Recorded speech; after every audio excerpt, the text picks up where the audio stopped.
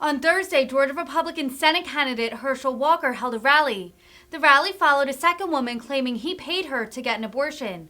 Alongside Republican Senators Ted Cruz and Lindsey Graham, Walker continued to slam President Joe Biden and his general election opponent, Raphael Warnock. Walker has consistently tied or come within the margin of error of Warnock, despite a series of negative stories. Yesterday, reports emerged that a woman who said she had a relationship with Walker had been driven by the former football star to an abortion clinic in the early 90s, where he sought to fund the procedure to terminate her pregnancy. Another woman had made similar claims against Walker, which the Republican Senate aspirant strenuously denied. Hello.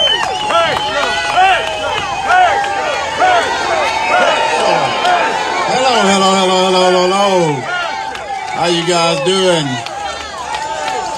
You know, before any speech I ever make, I always give glory to my Lord and Savior Jesus Christ, because he said if you don't acknowledge him, he's not going to acknowledge you. And I want to thank Senator Graham and all our elected officials that are here today. And I also acknowledge my wife, Julie, because she's in this fight with me. And I want to say, what a day the Lord has made. Let us rejoice and be glad in it. And I heard about the story with the truth. Y'all saw that debate. He said he was going to beat me, didn't he? So we know where the truth lies, don't we? Because I tell you this right here, the Lord prepared me for a moment like this. Because he knew I had to go up against somebody that was tough. I had to go up against that wolf in sheath clothing. That sometimes he's a minister and other times he's a senator. So I had to go up against him. So what he did to me, and see, God is a good God, but sometimes he's tricky. Because what he did is I started out in this little town called Wrightsville. And I tell everyone, yes, if you got 1 year to live, tell them you move there because that year is forever. Same old, same old. And my mom told me I was big bone. Y'all know what that meant, that I was fat. And I used to have that speech impediment where I couldn't put a sentence together. So I couldn't speak, and I stayed in my classroom, never went out for a recess for 4 years of my life. I used to get beat up. I was afraid of everything. But God had a plan for me. And then he started me working out. And all of a sudden I got a scholarship to go to college. Just think about this now. I'm black. I just found out the other day I was black because they've been telling me this. So I got a chance to go to college. Got a chance to win a Heisman Trophy. Think about it. Yeah. Hey, the grace of God. God is a good God, isn't he? Then I got a chance to go to the 1992 Olympic team. Think about it now. 1992 Olympic team. There's no snow here in Georgia, and I made the 1992 Olympic team. Then I'll tell you this here. Y'all seen the size I am. I got a chance to run with some of the fastest guys in the world. Think about this. And beat most of them. Then think about that. And then all of a sudden God said, no, I got to break you because you got a tough man you're going to have to face. This guy's tough. So then they told me I had a mental problem. And I said, Herschel got a mental problem? I'm talking about myself in third person, but I know I am. But anyway, all of a sudden I said, no, I can't have a mental problem. So I was like, so I decided to go to this hospital. And I go to this hospital and I go, whoa, these people here are crazy. These people are crazy right here. And I'm not like them. I am not like them. And then I found out again, because of the grace of God, that we all fall short of the glory of God. So what you have to do, you have to get washed in his blood and know that every man falls short of the glory of God. So as I came back out, you know, people are like, what is he now? But now I'm ready. I'm ready now, because what happened, no, what happened, and I tell this story here, what happened is, and they just listen to the story, it's sort of like this man died early in life. He died early in life, and as he got to heaven, St. Peter met him at the pearly gates. And St. Peter said, sir, you're here a little bit early right now. So your name ain't on the roll.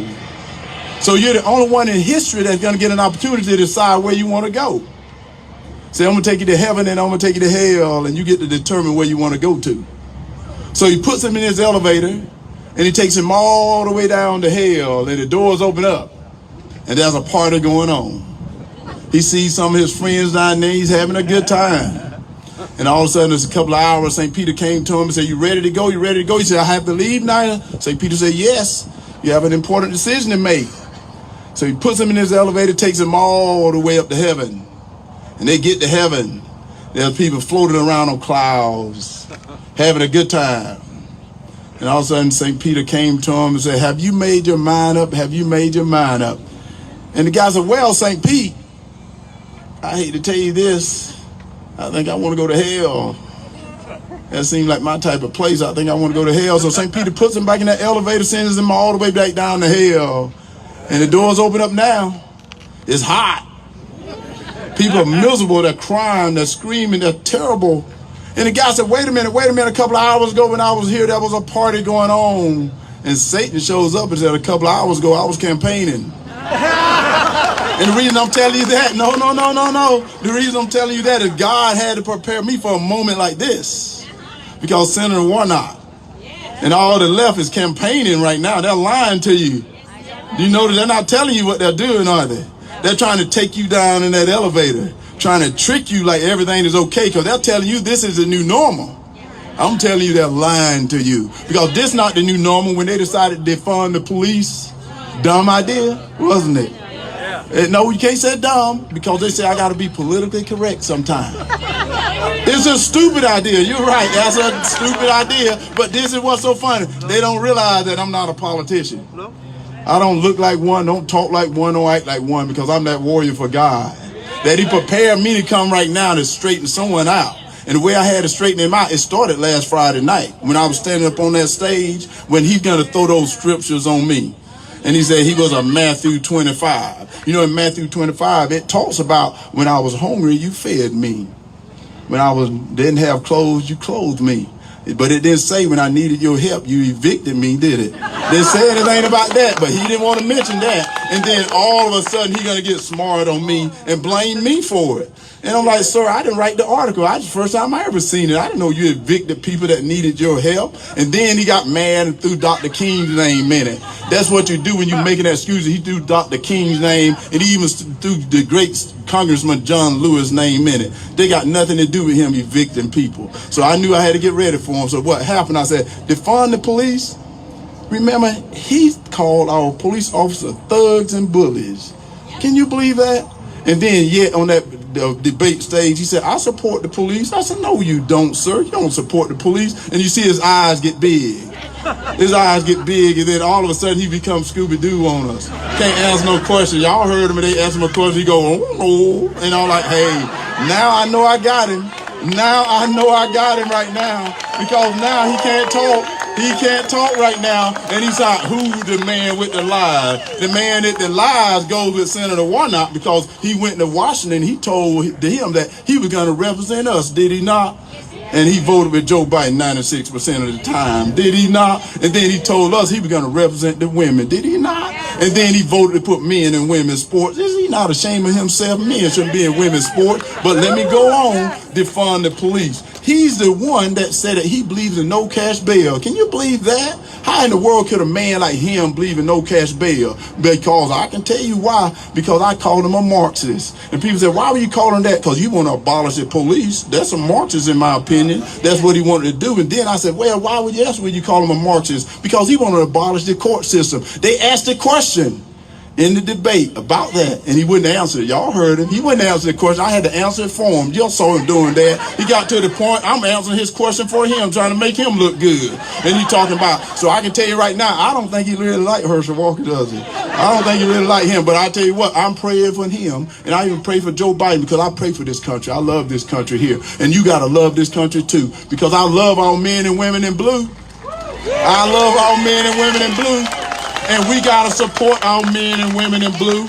So don't let them take us down in that elevator like they're going to support them, and then you put them back in office and they're going to do the same thing. Continue to let criminals back out on the streets, making us prisoners in our own home. Think about it, think about it, think about it. And then he said that you can't serve the military and God at the same time. This man has totally lost his mind, has he not? Because let me tell you this here. The reason we're the greatest country in the world is we got the greatest military in the world. And that's what he needed to have realized. That we have the greatest military in the world today. The greatest fighting force ever assembled was our United States military. But can you believe what they're doing to our military? Can you believe what they're doing to our military? They're talking about pronouns. pronouns. I said, my pronouns are sick and tired of y'all talking about pronouns, because you're going to get people killed talking about pronouns. Russia, Iran, and China not talking about pronouns, how you identify. We got to get these people ready for war, because that's what they're talking about. But what's happening here? We got leaders in Washington that become weak. Y'all saw what happened in Afghanistan. He left all that equipment there. Hey, left our allies. There was a question asked in the debate. Y'all saw the question asked in the debate. They asked him a question about Joe Biden, whether he's going to support Joe Biden, and he did a Scooby-Doo again. Wouldn't answer the question. Wouldn't answer the question. And then I said, I may have to answer that for him too. Yes, he's going to support him because he voted with him 96% of the time. Then he give me those big eyes again. But I was like, that's not going to scare me, because you did vote with him 96% of the time, which means you either love Joe Biden or you have no clue what you're doing. You decide what you want. Pick one of them. You can't have both. But this is our problem here. We continue to vote the same people in, but we got to get them out. Because if we don't stop it today, we won't have a chance to stop it tomorrow. I can tell you that right now. Because what is happening right now, in less than 2 years, think about it, in less than 2 years, y'all see what's going on right now in this country? This is less than 2 years, now they're asking for 6. Are they crazy? I think they are crazy, because hey, we can't put up with 6 more years of this. What we got to do is get leaders in Washington, and that's the reason God got me ready for this. Because I'm ready to go to Washington and say, hey, you got to stop. And I'm going to say no, because my father told me no, he meant no. And then when I got too big for my britches, and I thought I can control this house, he said, if you don't like the rules underneath my roof, leave my home. It's time for us to get people in Washington that we can say, if you don't like the rules in the United States of America, leave the United States of America. Go somewhere else. Why don't we get leaders? Why don't we get leaders that believes in this country? Why don't we get people that are going to believe in the Constitution, that believe in the people? Because he called us racist. I'm not racist. Let me tell y'all what. In my Bible, and I got a Bible too, my Bible, God don't talk about racism. He don't talk about the color of your skin. He talk about your heart. So why don't our preacher preach about the color of your heart? Because he's the one that said in his church, America need to apologize for its whiteness. I'm like, where is he from? I'm like, where is he from? Because if he don't believe in redemption, who is he? Because God said, how can I forgive you if you don't forgive your brother? He don't know nothing about redemption, does he? And he's a pastor in Dr. King's church. Dr. King, what would he be talking about if he had Senator Warnock in his church today? He ought to be ashamed of yourself, Senator. And that's what I told him up on stage. Y'all saw his eyes get big. When his eyes got big, you knew he was getting ready to lie. He telling I'm the liar. No, you're the liar, Senator, because you said that you love the people of Georgia, but you voted for Joe Biden. Let's be honest about this now. Now, let me tell you about this right here. And then they talk about the border. Now, they like I don't talk policy. No, I don't talk policy. I talk truth. And truth may hurt your feeling, but the truth is the truth, whether you like it or not. This is the truth, Senator. Y'all don't talk about stuff people want to talk about. Like this inflation, like this border, like this crime. Y'all don't want to talk about that. Y'all want to talk about other stuff that nobody I've been on the trail talking about. Y'all think y'all going to hide behind someone else. Y'all going to hide behind putting on that wolf and sheep clothing. No, you're not going to hide behind it. I see you. You're my senator and you're not doing a good job. So it's time for you to go. And don't let the door hit you in the butt as you leave the room, because that's the way I look at it. It is time for you to get out. It's time for you to go, because now we need leaders. Because I can tell you what, this is the greatest country in the world. But if we don't get leaders in Washington, we're going to give it away. And I'm not giving America away to anyone. So come at me where you might, because let me tell you, they come after me today, they're going to come after you tomorrow. But I can tell you right now, they can't take me down, because I'm a bad man. And I can tell you that right now. God prepared me for this moment right here, and I'm ready to go. And I said, I got up on that debate stage. And did any of you that believe in Herschel Walker thought this man could beat me? Be honest. Did y'all really thought that man could beat me? He thought it until he stepped on that stage and he said, whoa, he's a little bigger than I thought, didn't he? And I tell you this right here, another thing that we got to talk about. They continue to go after our kids. They continue to go after our kids. Guys, we got to wake up. We got to stand up. Don't worry about them calling you names. Sticks and stones may break my bones, but words never hurt me. When you have a president that calls you domestic terrorists, because you want to learn what your kids are being taught. Guys, we got to straighten this out. And what do our senators do? Stand back. Don't say anything. Stand up, sir. Stand up strong. Stand up straight. Right. Don't let nobody ride your back. Right. That's what he's doing. Letting Senator Warnock let people ride his back. You got to stand up. When a man stand up, it's hard for somebody to ride your back then.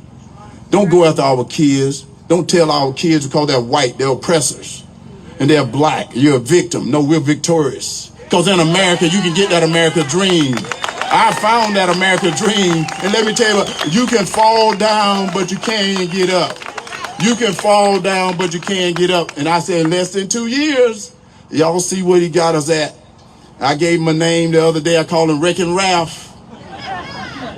But then I changed it to the Grinch that stole Christmas because he seemed to be stealing everybody's dream, all those bad policies he's been voting on. And people ask me why I'm deciding to run. I say I'm deciding to run because I'm not going to sit on the sideline no more. Enough is enough. And it's time for us to get people in Washington that's going to be that champion. Be that champion. Guys, this economy. Now think about this. They don't talk about it. They don't want to talk about it. I'm going to talk about it. Our energy. See, they don't want to talk about it. They were so mad at Donald Trump that as soon as they got to Washington, they gave our energy away to our enemies. They don't understand the definition of enemy. Enemy means they don't like you. But they don't know the definition of a woman either, do they? But it's written in this Bible, man and woman. If you had looked that up, you would have saw it. Oh, wait, no. Because they said man can get pregnant. No, he can't. Y'all need to get it out of your head. Don't let them take you down in that elevator to fool you guys. Y'all want to ask me why I'm running? I said, I'm running because we need to get common sense in Washington. Get people that kind of fight for what is right. Hey, I'm tired of these politicians going to Washington sipping coffee. I don't like coffee. I'm tired of them going drinking wine. I don't drink wine. I'm tired of them just going to Washington to be in Washington. I don't dress like a guy in Washington, but Senator Graham said I got to start. And I said, if I got to start, that means y'all got to give me money because I have no money. He raising all this money and stuff. But let me tell you this right here. I'm ready to go to Washington because I'm going to fight for you. Because you're my family. And my family I learned to fight for. And I will fight for my Georgia family because I'm sick and tired of this right here. Guys, there is so much that they've done to this country and done to this state in such a short time. I can be here all day talking about all the things. When they talk about raising your taxes, not securing the border, crime in the street, and not energy independent anymore. Men and women's sports, there's so much. And then let's go to this abortion. Let's go to the abortion because in the debate, y'all saw this. He's like a one-trick pony. I think his team gave him something to say and he want to continue to say it over and over and over and over. No, sir. Sometimes it's good to look at something. Because he said, it's too crowded for a doctor, a patient, and a government to be in the room. And I had to tell him, sir, there's a baby there too. Did he forget there's a baby there too? And one of the problems he's not telling you is he want the government to come back in the room to pay for it. He want all the taxpayer to pay for it. He's taking your money also with the student loan. There's so much that they're doing in less than 2 years. Do y'all think he's going to do something better? And this is what's so funny. If they knew they can do it better, they'll start doing it. But what they're doing is complaining. Have y'all seen them trying to fix anything? They haven't tried to fix not one thing. They're going to something else. Y'all ask me why I'm running. We got to fix this. We got to get national security under control. We got to get domestic security with our men and women in blue under control. We got to get our kids getting an education that's falling behind. We got to then defend our women. We got to defend our women because now they're putting men in women's sports. We got to defend that. We got to defend this border. We are a country of immigrants, but we also a country of laws. There's so much. And I just want to leave you with this. Because as it gets hot, winter is coming. Have y'all looked at your utility bill? It's going up. It's going up. They're trying to take us down in that elevator and tell us this is the new normal. It is not the new normal. Don't let them fool you. Don't let them trick you. It is not the new normal. We can do better, but it starts right now with your vote. It starts right now with your vote. Put some Democrats in jail. No, let's not put them in jail. Let's pray for them. Yeah, put them on the elevator. Let them go down in the elevator. I love that. But I want to just tell you this, because I heard this about these two older gentlemen that love baseball. They love baseball so much that as one got up in age, he was laying on his hospital bed, and his other friend came in and said, Harold, can you do me a favor? Can you do me a favor? And Harold, as he lays there, said, what can I do for you? He said, can you let me know if there's baseball in heaven? Harold said, if I can, I will. And Harold passes away.